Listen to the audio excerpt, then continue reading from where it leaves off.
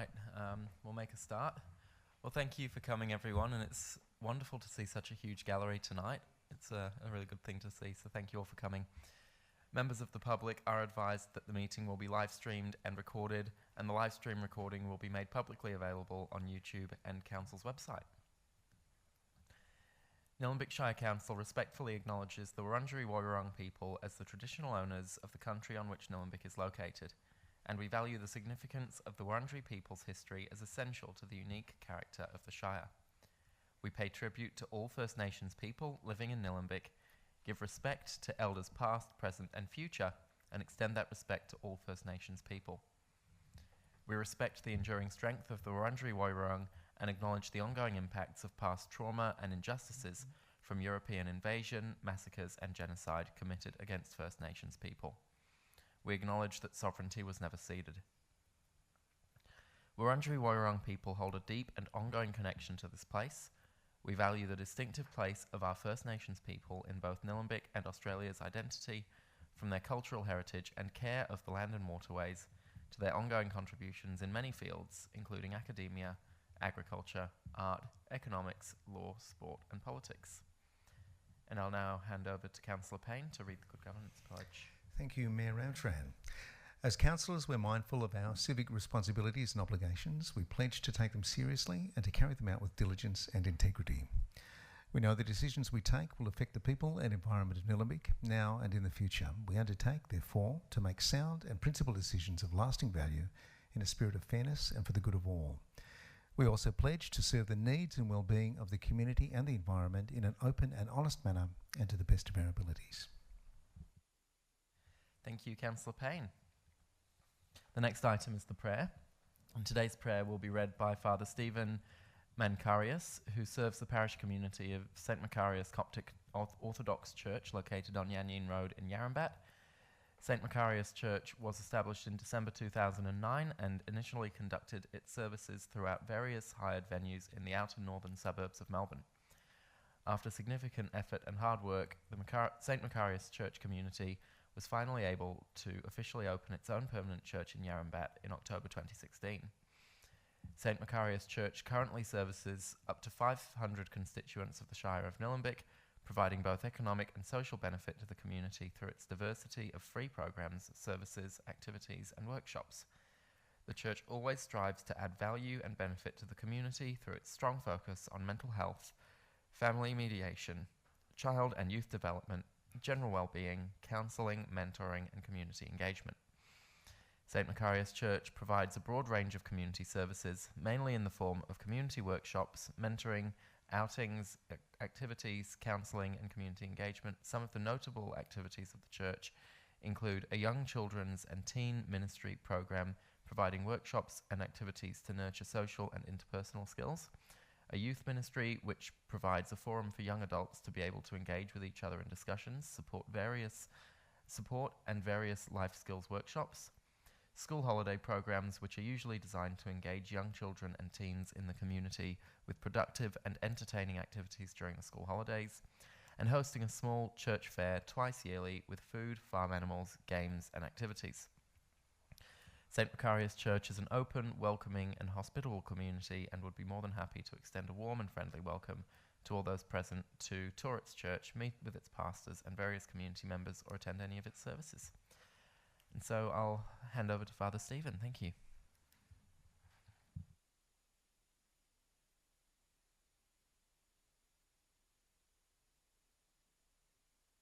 Sorry.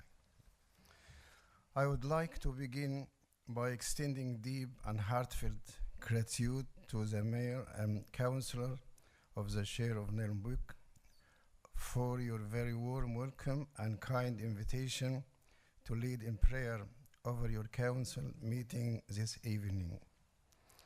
On this occasion, I would like to share with you a prayer titled An Instrument of Peace by the humble monk Saint Francis of Assisi, who is famous for his simplicity, compassion, and his commitment to a life of service and selflessness.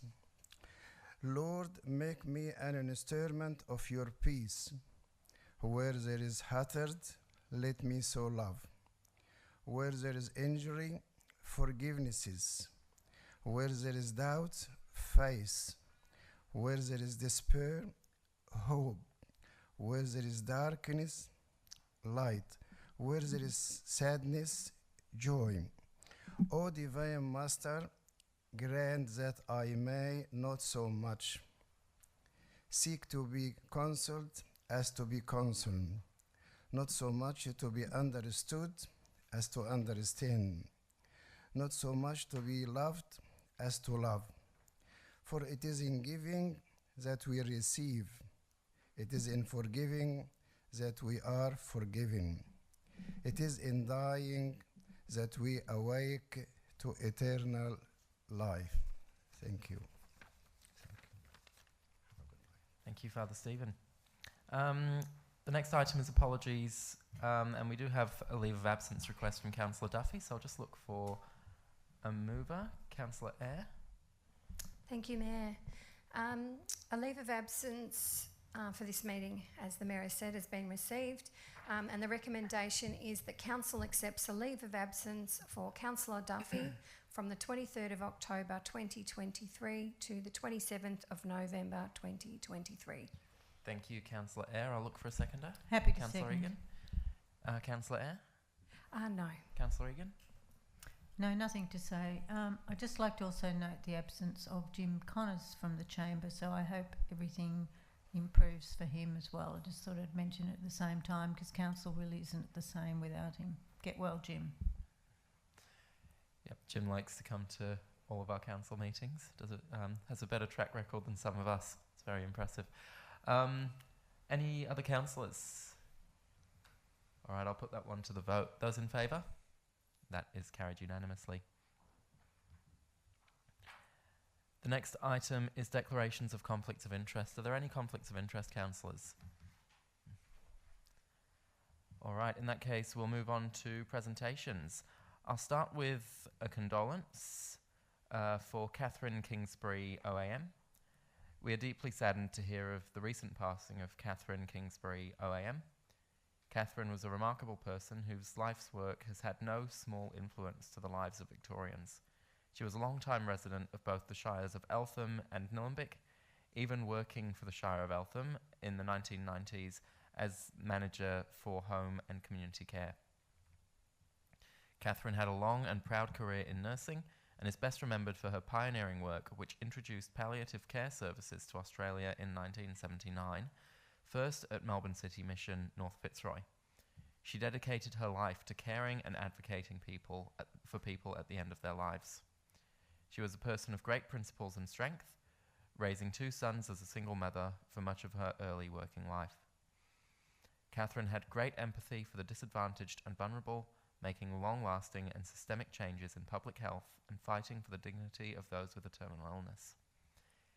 Catherine knew the public hospital system from the inside. She worked as a charge nurse in the 1950s at St. Vincent's, a nurse educator at the Alfred and Prince Henry's hospitals. She worked as a midwife at the Mercy Maternity Hospital, then worked with the Aboriginal Health Services Fitzroy Home Care Services, and following this was with Melbourne City Mission as the director of the nursing home.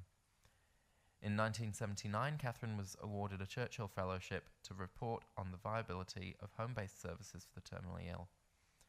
Her publication, I Want to Die at Home, written in 1982 as part of the fellowship, sold 6,000 copies. In 1989, she received an OAM for her work.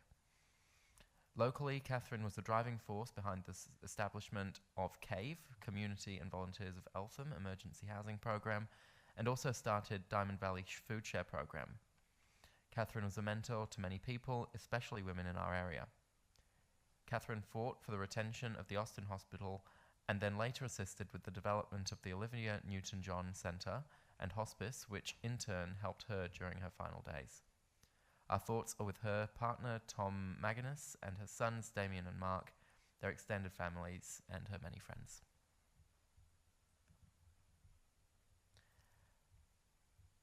We also have a number of sporting achievement awards, which is a wonderful thing to have, and I see we've got many of the recipients here in the gallery, so thank you for coming to be with us tonight. We have 3 from Swipers Gully Ward, so I'll call Councillor Eyre up to the front, the councillor for Swipers Gully Ward, to present those grants.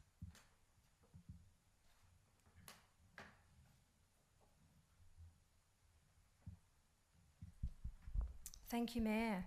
The first person we have is Jacob Jewett. He receives $250 as a contribution for being selected to represent Victoria at the Australian Volleyball School Cup in Queensland. This is Jacob's second national championship with his Year 9 volleyball Eltham High School team, which is fantastic. Along with volleyball, Jacob also plays for the Eltham Panther Football Club, North Eltham Cricket Club and the Wildcats Basketball Club. I don't know if you have time for anything else. He's extremely passionate about sport and loves being part of a team, recently winning Best and Fairest for the 2023 football season. We wish Jacob the very best for his future sporting pursuits. Did you want to come forward? Oh, he's absent. Oh, okay. Well, we have... He's probably training. Send a photo of me holding it for him.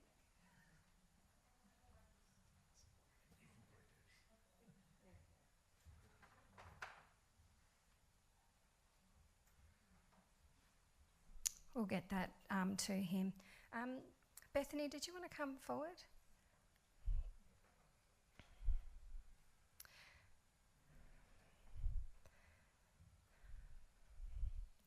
I'll give you that. And I'll read this out. So Bethany Quinn receives $250 as a contribution for being selected to represent Victoria at the Australian Volleyball School Cup in Queensland. Bethany is a Year 9 student at Eltham High School who has been part of the volleyball team since Year 7, winning various competitions including first place in Year 9 Honours Division Victorian Schools Cup in 2023. Bethany is also a member of the Eltham Netball Club, and we wish you all the very best with your future sporting pursuits. Did you want to say anything? I just want to say thank you to the council first for helping me out with this. It's obviously a very big tournament, super exciting for the whole team. Obviously, we've got a few other members here as well. And That's fine. That's fine. Thank you so much. Congratulations.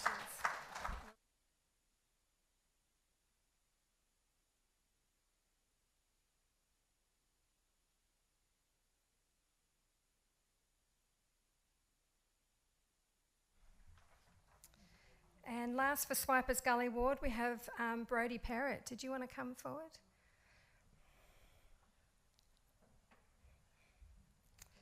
So Brodie receives $250 as a contribution for being selected to represent Victoria at the Australian Volleyball School Cup in Queensland. Brodie has been part of the Eltham High School volleyball program since he started in Year 7, so that's a big achievement as well. He participates in all training required for the program, has competed in every event during this time. This year the team won gold at the Victorian Volleyball School Championships, and we wish you all the very best with your sporting pursuits. Congratulations.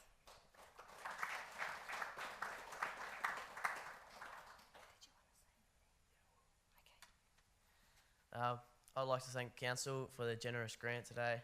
It will go a long way in contributing to the $2,000 pay for the trip. Thank you. Well done.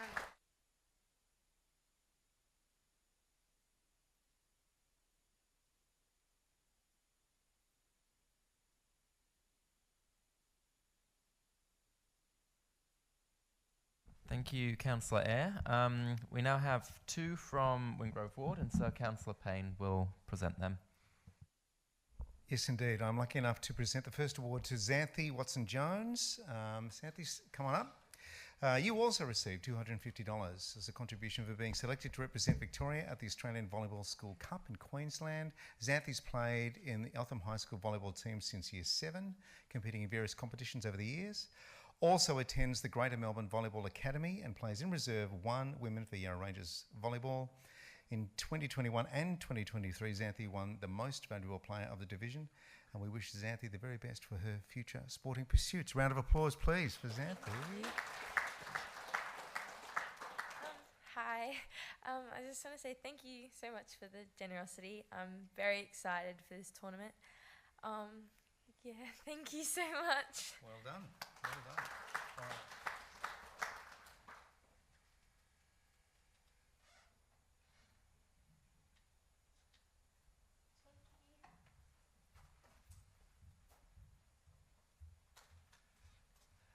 Our next player is Madison Hoyle. She also receives $250, a contribution being selected to represent Victoria at the Australian Volleyball School Cup in Queensland. Madison's a Year 9 student at Eltham High School. Big ups. Who's here from Eltham High? Just a big shout out from Eltham High. Well done, Eltham High. Very close to my heart, and both my children went to Eltham High. She plays the school volleyball team and attends Melbourne Volleyball Academy. Since playing, Madison's won 2 bronze medals, 3 silver and 6 gold, as well as many school trophies, flags and banners, and we all wish Madison the very best for their future sporting pursuits. Round of applause, please. I would just like to say thank you to everyone. This grant means so much to me, and I can't wait for the tournament. Thank you. Great.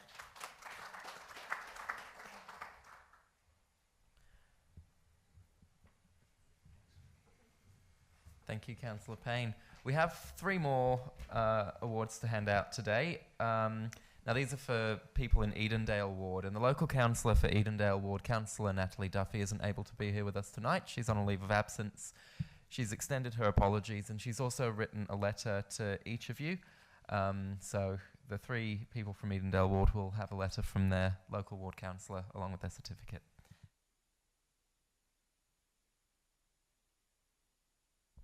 And I'd like to start by calling up Jackson Wilmot.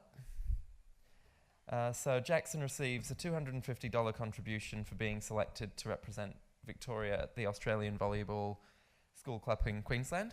Jackson is a Year 9 student at, yet again, Eltham High School and is a member of the school volleyball team.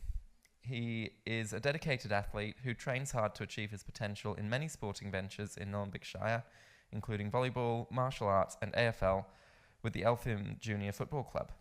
And we wish Jackson the very best for his future sporting pursuits. So congratulations, Jackson.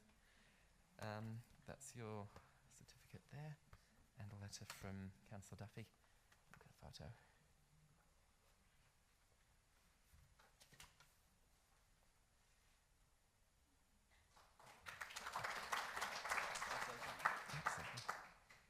I'd just like to show my appreciation for the grant and thank the council. I've been playing volleyball for 3 years now, ever since year 7, and I've loved it ever since, and the $250 from the grant will go a long way to help me play at the Australian Volleyball Schools Cup in Queensland. Thank you. Congratulations, Jackson. Our next recipient is Archer Robertson. Archer Robertson receives $250 as a contribution for being selected to represent Victoria at the National Schools Futsal Championships in Queensland. Archer is 11 years old and has been playing outdoor soccer for 6 years and futsal for 2 years. He attends St Mary's Primary School in Greensborough and plays football for the Eltham Redbacks Football Club, where he was selected for the Football Victoria Regional Skill Acquisition Program by the club. In the off-season, Archer participates in a social sport futsal tournament in McLeod. In 2023, Archer's school entered teams into the school futsal titles with the Australian Futsal Association. Archer played in the under-12s competition and was runner-up in the finals. He was then chosen to be a part of the Victorian state team to compete in Brisbane. And so we wish Archer the very best for his future sporting pursuits. Congratulations. That's your certificate. And a letter from Councillor Duffy and a photo as well. Yeah, I better wait so you can see the certificate. You want to say a few words? I'd like to thank the council for the grant. It helped me to play futsal, and I even got asked to represent Australia.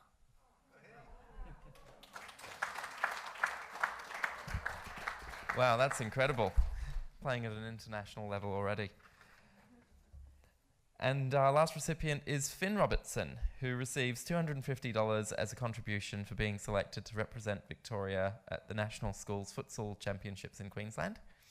Finn is 7 years old and has been playing outdoor soccer for 4 years and futsal for 1 year.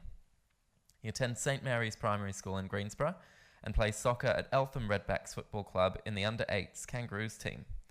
He also plays competition basketball with St Mary's Sharks. In 2023, Finn's school entered teams into the school futsal titles with the Australian Futsal Association. Finn played in the under-8s competition and was runner-up in the finals. He was then chosen to be a part of the Victorian state team to compete in Brisbane. So Finn, we wish you the very best for your future sporting pursuits. So there's a letter from Councillor Duffy and a certificate. Let's get a photo.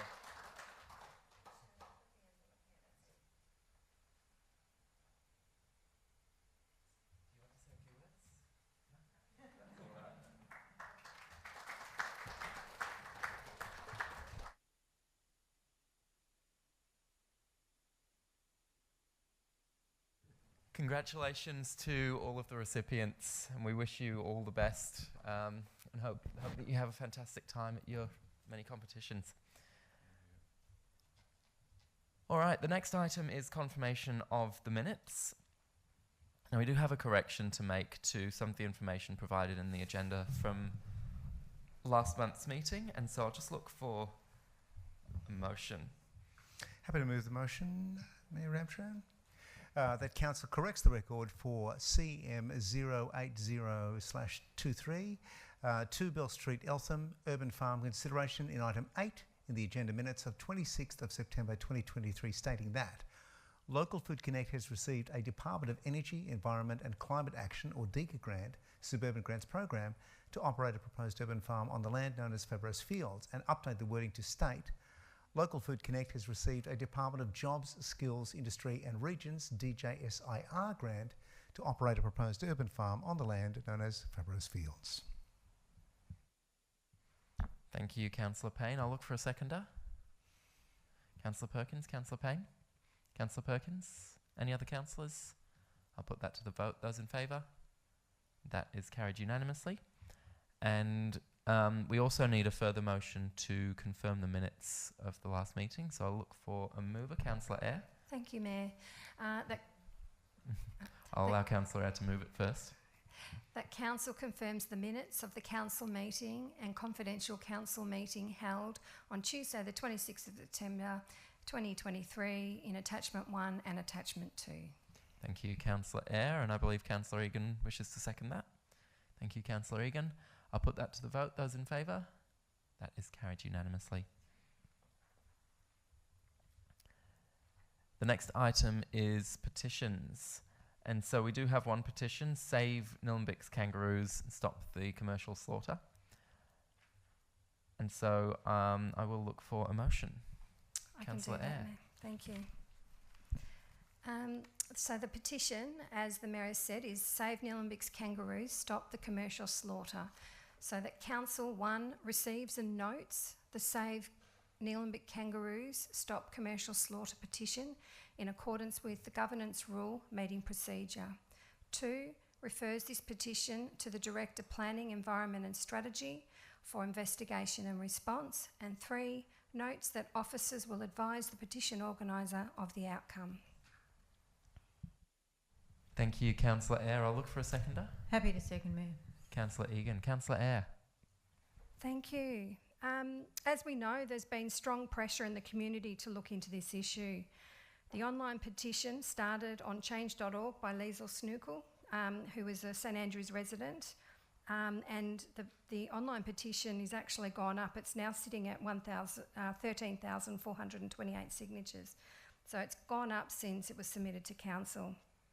There are also over 600 signatures on the paper petition done locally, and this is a huge effort. It would have been an amazing amount of work to get this many signatures. It shows and highlights community passion, concern and interest in this issue.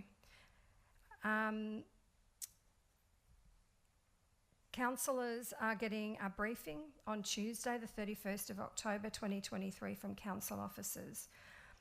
Thanks to all who have emailed me and council officers expressing your concerns.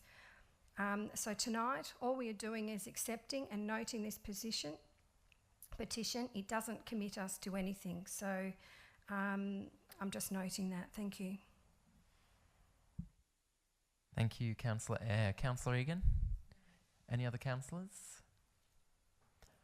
I'll just speak briefly just to thank the petition organisers, some of whom are in the room with us tonight. Thank you all for coming. I think Councillor Eyre said it very well. It's not a small amount of work to get that many signatures. I know full well myself, having done it in the past before my time as a councillor. Many hours sitting at stalls at many festivals and markets to gather the signatures needed. So it is a huge job.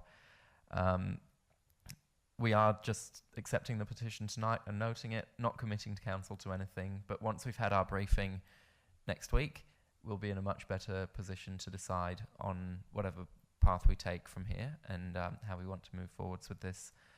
We've received a lot of correspondence from community members, especially regarding the cruelty of the programme, and I think that's something that is well and truly noted, and I'm sure all councillors have read those emails and are well aware of the cruelty that's involved, and that will be one of the many factors that influences our decision. Having said that, it is always going to be a state government programme. It's not something that council has direct influence over. We can advocate, and that's what we will consider doing, but at the end of the day, it needs to be the state government who make the final call on whether this ends, and I encourage anyone in the community to get in touch with your local MP and put the pressure on, because only the state government can make this decision. All right, I'll put the matter to the vote. Those in favour? That is carried unanimously. The next item is questions from the gallery, and we do have a couple. So we have a question from Kate Pisani of the Victorian Kangaroo Alliance. Question 1. Can you describe the specific steps that the investigation process by the Director of Planning, Environment and Strategy will follow, and what is the timeline for the outcome and response to the petition? For example, what specific resources, government departments, organisations, individuals, research papers, etc. will be used? And the response is, a councillor briefing on this matter is listed on the 31st of October. The officer report will provide details on kangaroos in a local context, legal protections, community reported welfare concerns, the purpose of the kangaroo harvesting program, and the complementary authority to control wildlife system and how they operate, and associated options for council to consider. Among other matters, the officer's report will consider relevant legislation and reports, including the Wildlife Act 1975, Prevention of Cruelty to Animals Act 1986, and Prevention of Cruelty to Animals Regulations 2019, and guidelines including the Australian Veterinary Medical Association guidelines for the euthanasia of animals, the National Code of Practice for the humane shooting of kangaroos and wallabies for commercial purposes, and the National Code of Practice for the humane shooting of kangaroos and wallabies for non-commercial purposes. Surveys of kangaroo numbers in the years 2017, 18, 20 and 22 undertaken by the Arthur Rylah Institute for Environmental Research for the Kangaroo Harvest Management Plan 2021 to 2023 and Kangaroo Harvesting Report from DECA 2023, and Wildlife Victoria data, which among other matters collects wildlife volunteer and rescuer reporting on attending and rehabilitation of injured animals. Officers have consulted with the Wurundjeri Woi-wurrung Corporation on the matter, who have expressed that kangaroos have great significance spiritually and culturally. The report will also consider other local government area responses. After the council has reviewed the available options during the briefing, officers will progress the matter, taking into consideration the discussions had with councillors. The response to the petition will be informed by council's evaluation of the options presented during the briefing. And so that's the response to the first question. There is a second question from Kate. So question 2. will the investigation by the Director of Planning, Environment and Strategy incorporate the real-life experiences of local residents, wildlife rescuers and carers, specialised organisations like the Victorian Kangaroo Alliance, who are at the coalface of what actually happens to kangaroos under the kangaroo harvesting program? And the response is, the officer report will consider relevant legislation, state government plans and reports, and also data from Wildlife Victoria, which, among other matters, collects wildlife volunteer and rescuer reporting on attending and rehabilitation of injured animals. We also have a question from Liesl Schnuckel, and the question is, last month, Council passed a motion regarding the kangaroo harvesting program, which stated that officers brief Council on the program and potential advocacy to state government in October 2023. What is the process and timeline for this briefing, and what are the subsequent steps that will be taken by Council following the briefing? And the response is, a councillor briefing on this matter is listed on the 31st of October 2023. The officer report will provide details on kangaroos in a local context, legal protections, community reported welfare concerns, the purpose of the kangaroo harvesting program, and the complementary authority to control wildlife system, and how they operate, and associated options for Council to consider. After the Council has reviewed the available options during the briefing, officers will progress the matter, taking into consideration the discussions had with councillors. And so that is the response to Liesl's question. That's all the questions we have tonight. Thank you to the questioners and to those who are here in the gallery with us as well. We'll move on to reports from advisory committees, and I will look for a motion. I can do that. Councillor Eyre. Thank you. Thanks, Mayor. That Council notes the minutes of the Advisory Committee meeting reported in Attachment 1. Thank you, Councillor Eyre. I'll look for a seconder. Happy to second that. Councillor Payne. Councillor Eyre. Councillor Payne. Any other councillors? I'll put that to the vote. Those in favour? That is carried unanimously. The next item is the presentation of the annual report. Now, under the new Local Government Act, the Mayor must present the annual report to the community, and so now is our opportunity to do that. And I have something to read out here, just in order to present the annual report for those who are interested. So, Council's annual report 2022 to 2023 has been prepared in accordance with the Local Government Act 2020 and the Local Government Planning and Reporting Regulations of 2020. As required by the Local Government Act, the Mayor must report to the community on the progress of the Council Plan by formally presenting the annual report to the community. Quarterly progress reports of the Council Plan are presented at Council meetings. However, the annual report provides a comprehensive update of our progress. Of the 46 priority actions in our annual action plan, 87% were either completed or are on track to be completed within timeframes and budgets. Of the 56 strategic performance indicators in the Council Plan, 77% either improved or maintained performance. We also recorded a significant improvement in community satisfaction based on the results of the 2023 Annual Community Survey. Council continued to maintain a strong financial position in terms of its cash balances, net assets, and ability to cover short-term obligation. We delivered 87% of the 2022-2023 Capital Works Programme, despite ongoing industry troubles, including labour and material supply shortages. Highlights this year included the completion of the Eltham Gateway project. This has been a fantastic collaboration with the local community and Major Road Project Victoria, and resulted in a new green space for the public to enjoy. Other major capital work projects delivered this year included the Eltham North Dog Park, the expanded Eltham Skate Park, and the new Andrew Pocket Park in Eltham. Flooding in October 2022 had a significant impact on infrastructure along the Diamond Creek and saw 2 pedestrian bridges in Eltham severely damaged. Reconstruction of the Susan Street Oval Bridge was completed in May 2023, and we are continuing discussions with the Victorian Government regarding the replacement of the pedestrian bridge in Alistair Knox Park. A crucial focus for Council this year has been the implementation of the first year actions of our Climate Action Plan, giving us an excellent grounding to achieve our ambitious targets of net zero council emissions by 2030 and net zero community emissions by 2035. As a result of Council's advocacy to other levels of government, we received $300,000 in Victorian government funding for Nillumbik's first youth hub in Diamond Creek, and along with Council's contribution, this project will provide vital support services for our young people. The annual report provides a great snapshot of what we've achieved. I do encourage the community to take time to flick through it and read the breadth of projects and works that have been undertaken by Council. And I'd like to thank my fellow councillors and council staff who've collaborated to achieve what we have for Nillumbik, as outlined in the annual report. I'd like to thank the community for your ongoing participation, advocacy and feedback on projects and issues that are important to you.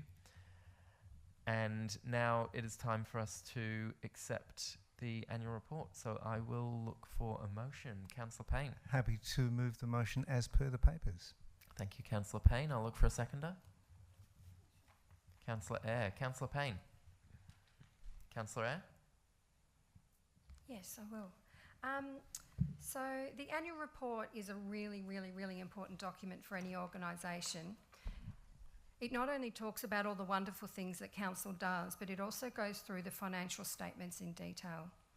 It provides community and stakeholders with a clear overview of Council's performance and operations over the last year.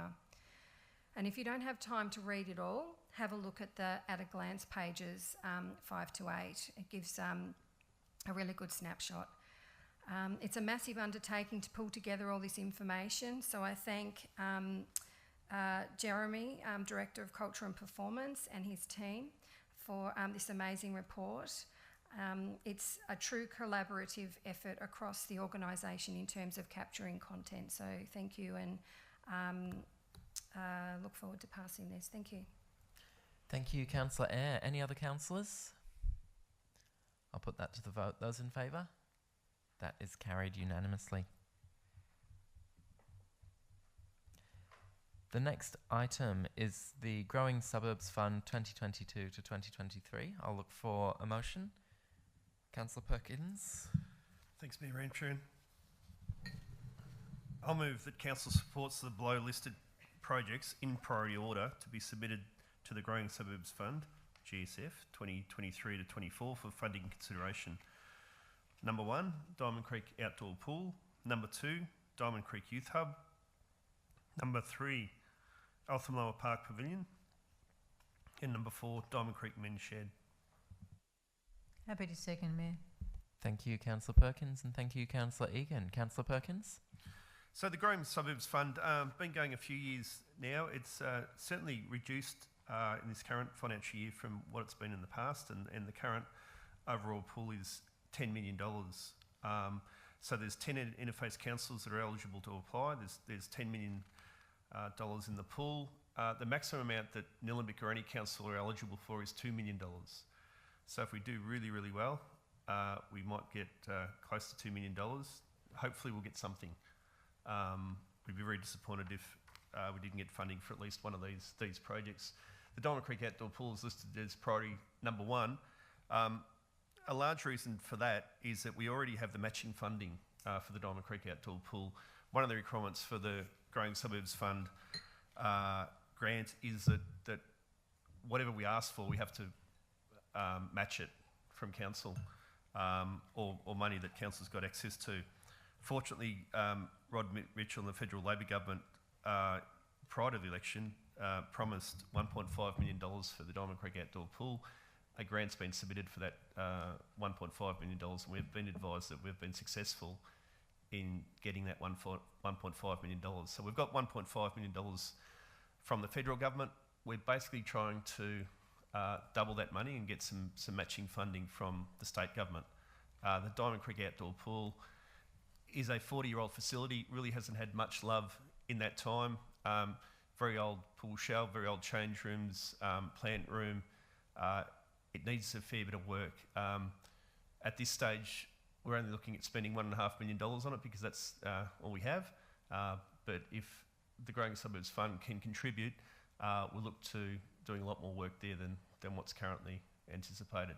And really, out of the community consultation, one issue with the Diamond Creek Outdoor Pool that's been highlighted is the need to not only make the toilets and outside of the pool accessible for all in terms of disability, but the pool shell itself. And really the call is for a ramp into the pool in addition to a lift. Because we know that a ramp, or if you look into how pools are built these days, they all have basically a ramp or a beach entry. Now that ramp or beach entry not only assists people with a disability, it helps everyone. You know, so you don't have to have a disability to benefit from a ramp or a beach going into the pool. It's great for kids, it's great for old people, it's great for fit people, the whole spectrum. And I saw something recently on telly that talked about disability and disability compliance is basically, disability is a bit like a bell curve where most of us in the middle and don't have a disability, but the universal, I think it's called, I forget what it's called, but universal design, I think, actually caters for people at the edges of the bell curve. It caters for the minority, but in catering for the minority, it caters for everybody else. And we find that if we do something in council infrastructure, say that seek to look after someone in a wheelchair, we'll actually look after everybody. It'll look after mums with kids in prams, it'll look after old people, it'll look after, you know, everyone as well as people in a wheelchair. So the Diamond Creek Outdoor Pool, to get full disability compliance is the ideal sort of thing, and I think that's been borne out in some of the community consultation around that. The Diamond Creek Youth Hub, we've already got $300,000 from the state government, I believe, and council are contributing $300,000, so we're a long way to that in getting some matching funding. Hopefully we'll get some support for the Diamond Creek Youth Hub. The Eltham Lower Park Pavilion, I'll perhaps let Councillor Payne, one of the Eltham councillors, speak to that one, but from what I understand, that needs an urgent upgrade, and it'd be great to see that that supported. And the Diamond Creek Men's Shed, we currently don't have any matching funding for the Diamond Creek Men's Shed, but certainly the planning has been done, the consultation has been done. They do great work there in the Diamond Creek Men's Shed. It would be good to see that shed expanded to allow more members to join and to improve their facilities. So hopefully council supports this motion. It's basically about trying to get the best facilities we can and keep the rates down as best we can. And that's, I think, the main reason why the priority order is the way that it is. It's all to do with the matching funding and the fact that the Diamond Creek Outdoor Pool, we've already got $1.5 million. If we could get another $1.5 million out of the state government, GSF, we could have a $3 million upgrade to the Diamond Creek Outdoor Pool instead of a $1.5 million upgrade. So, thank you, Councillor Perkins. Thank you. Councillor Egan. Thanks, Mayor. Yes, I'd like to reiterate what Councillor Perkins has said. It's not as good as he's already mentioned in previous years because the funding has gone down. And by definition, no, we're not a growing suburb fund, but one of the criteria with this is that the proposed projects are in the fastest growing suburbs within the municipality, and Diamond Creek certainly ticks that box.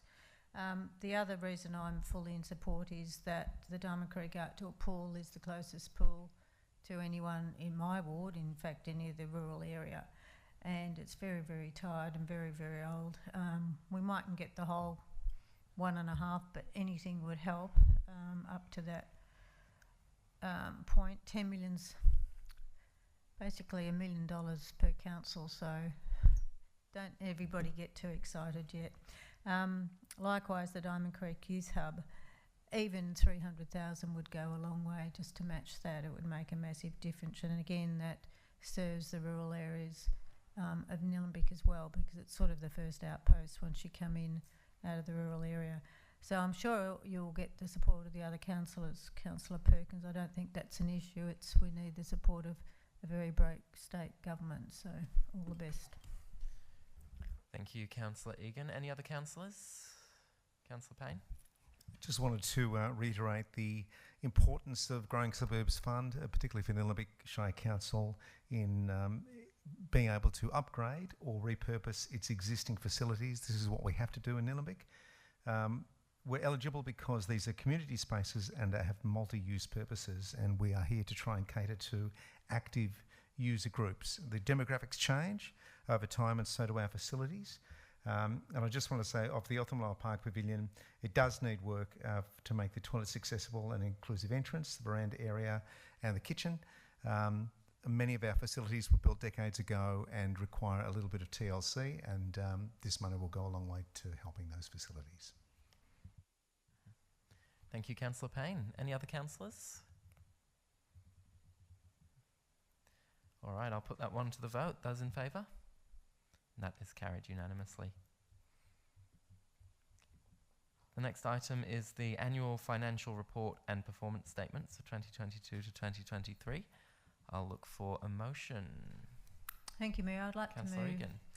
that Council 1 approves in principle the 22 to 23 annual financial report, attachment 1, and 2022 and 2023 to performance statement, attachment 2.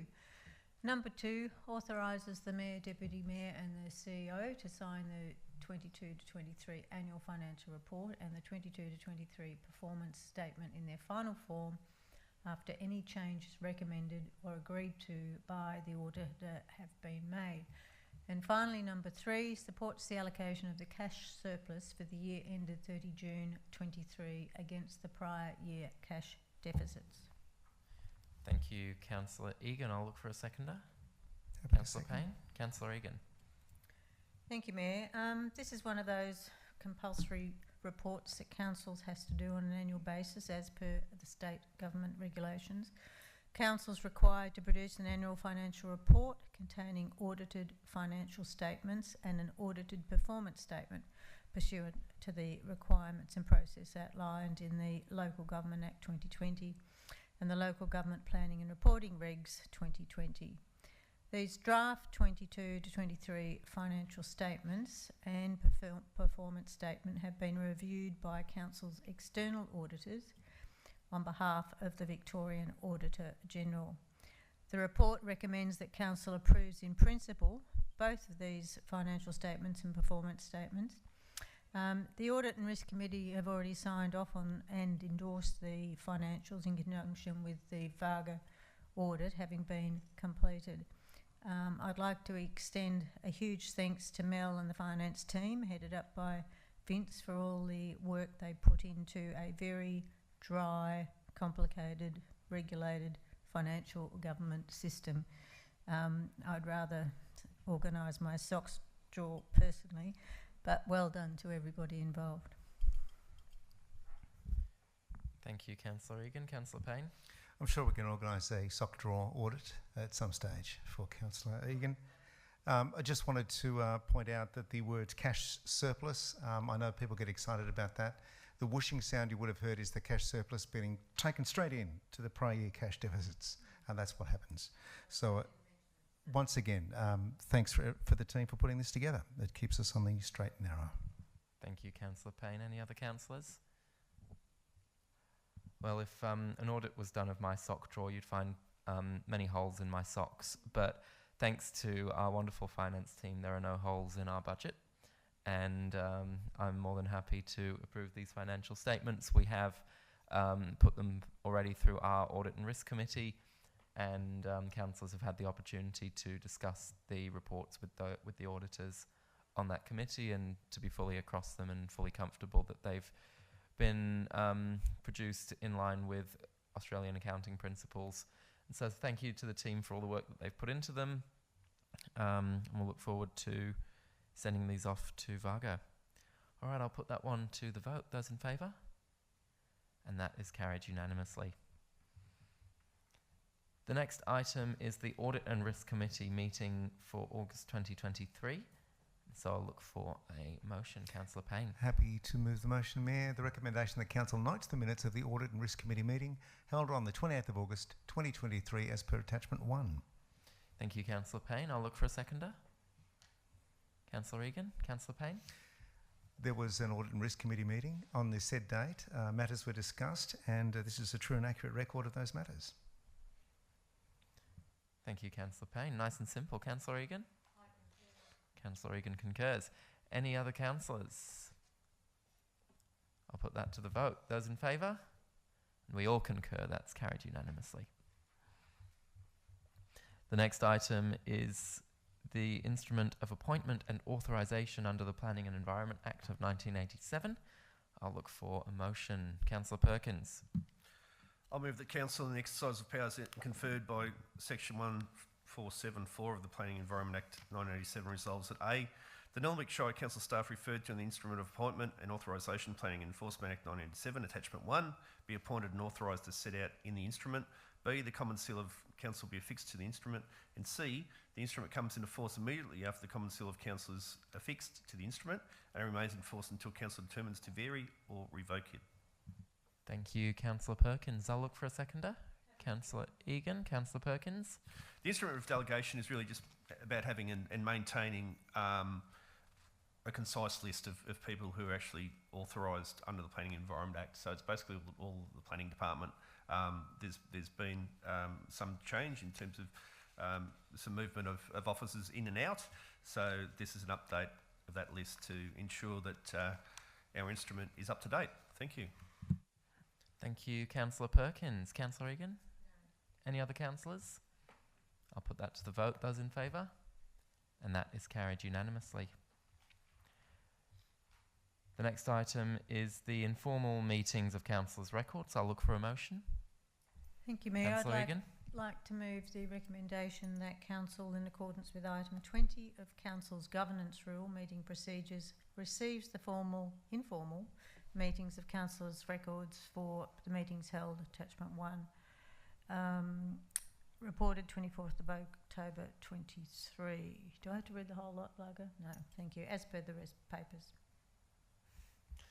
Thank you, Councillor Egan. I'll look for a seconder. Councillor Eyre. Councillor Egan?